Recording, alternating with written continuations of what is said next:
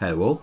I watched Picard Season 3, Episode 3, 17 Seconds today, and I thoroughly enjoyed it. There were some great interactions, some excitement, and some genuine emotional weight. I actually got quite emotional at one point. Quite a cool return of a character, which I'm keeping my fingers crossed means something else may happen later on. Sorry, being as vague as I can at this bit. Some real nice interpersonal interactions and conflict from unexpected sources as well. All in all, a really well-rounded, well-scripted episode from someone who clearly understands how to create characters. Now, it's possible some of my reactions may be due to a greater familiarity with the characters, and therefore there was more of a resonance to what was happening between them than in other Trek. But I think that would be doing a disservice to the writer, because he was hitting some really powerful beats. And credit also to Jonathan Frakes, who directed this episode. There was far less exposition in the bits with Raffi. In fact, there wasn't much at all. And Beverly's in it pretty much for the whole episode, which kind of blasts my theory out of the water. Clearly it was just a narrative choice. Picard has these flashes of his old self, far more maintained in this episode, and it feels much more like an older version of Picard rather than what we've got before, which is this unfamiliar character. And the title is very significant. I'm going to go into spoilers now with a quick synopsis, and I'll talk about it as I go through it. And it won't be in chronological order with the episode, I'll jump about a bit. It opens with a scene between Riker and Picard that took place some years ago, and it was after the birth of his son, which is especially poignant given we know what happened to his son, for anyone who watched the first series of Picard. And Riker is saying that he got a call saying there was a problem during the birth, and the tone of voice made him realise it was serious, and the 17 seconds in the turbo lift was the longest of his life. This is a brilliant piece of writing that mirrors a later moment in this episode of similar significance. There's also a lovely moment of melancholia from Picard after Riker goes to see Deanna and his son, where Picard is clearly thinking about what might have been if he'd chosen a different path. When we left it, the Titan had flown into the nebula, pursued by the Shrike. And the Shrike is firing on them as they're running away. Their only option is to go deeper into the nebula and try and effect repairs. This is successful, but only for a brief moment, because Vadic and the Shrike find them. Now, Vadic's kind of a bit part player in this one. She's kind of a mustachio twirling villain sitting in a chair just cackling and throwing orders out. There's not much development to her character. While all this is happening, Picard has a conversation with Beverly, and this is a wonderful conversation. I loved every moment of it. The to and fro, the righteous indignation from Picard, the unapologetic attitude of Beverly, and a sad overtone that just flows through it, because all the decisions just are tragic. It's quite a powerful, evocative scene. And this episode has a few of these, some short, some longer. I mean, that is probably the longest exchange. My only thing about it is we see the exchange, we drift off, it comes back, and it's like that whole thing didn't happen between them and they're talking about something else. It's a little weird. Riker has an exchange with Jack, and this is, again, another emotionally charged scene, but it also is quite light with its touch, quite amusing at times. And I have to say, Jonathan Frakes is killing it this series. He really is. He is definitely the MVP so far.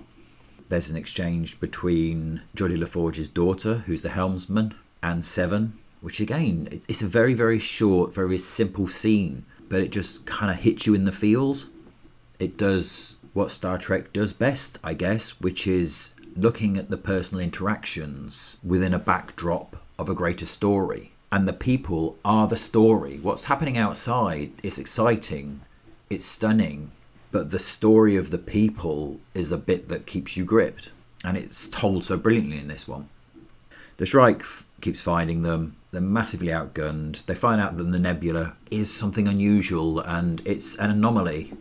Fans of Discovery will know that massively overused phrase. So they have to get out of it because it's damaging to them. Shaw is wounded, Riker takes command, Picard becomes his number one, And Picard wants Riker to fight, but Riker wants to get the people home. They try and make a break for it when the warp engines start working, and then the minute they leave the nebula, or anomaly, the Shrike's waiting for them and uses a weapon to kind of entrap them, so there's nowhere to go and they have to go back into the anomaly. And Picard's still insisting that Riker fights, and this leads to a really surprising moment between them. I mean, Riker has no choice but fight, but Picard is hungry for the fight. He wants to fight. He seems to want to stand against these people they cannot beat. Very weirdly out of character for him. There's a moment's conflict between him and Riker, and Picard just says something quite horrific about Riker not wanting to lose anybody, because obviously we knew he lost his son. You can tell that Riker is shocked by that moment.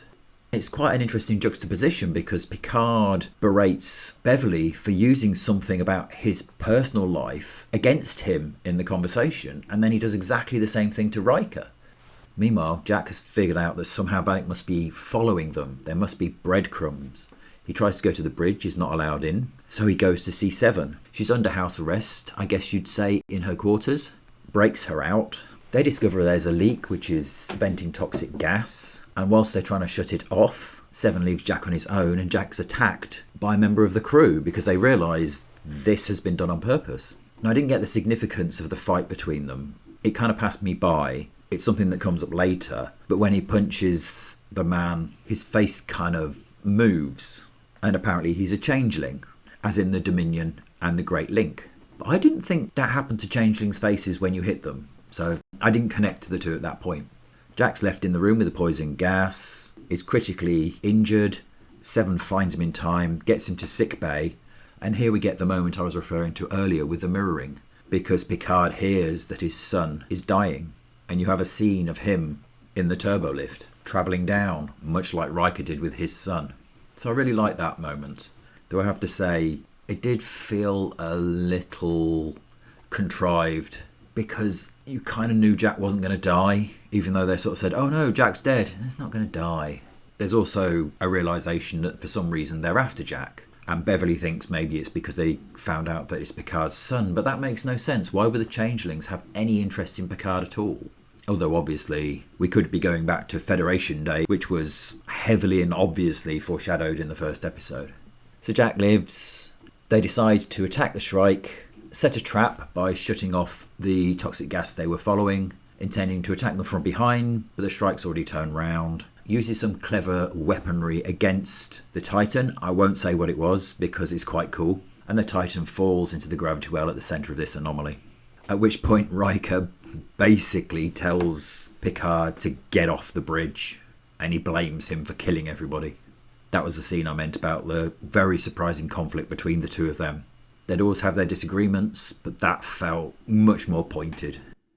The story with Raffi and Worf now. The writing in this of Raffi is so much better. I was never really a fan of hers in the previous two series. She was fine, at least she had a bit of a character with regards to her addiction problems, but she felt a little cobbled together, especially in the second season. It felt a little bit like they didn't really know what to do with her. Obviously in this one it still feels a little tagged on. She wakes on her ship, finds Worf practicing, and he's a much calmer Worf. Let's just go with that one. He's not as angry as he always was on the Enterprise. And she's angry, and she is annoyed at him. And there's quite a nice moment where he affirms what I felt from the last episode, that she's a warrior. Because in the last episode, she gives up the chance of reconciliation with her son to do the right thing. He recognises that, and he sees that in her. So that was quite a cool moment.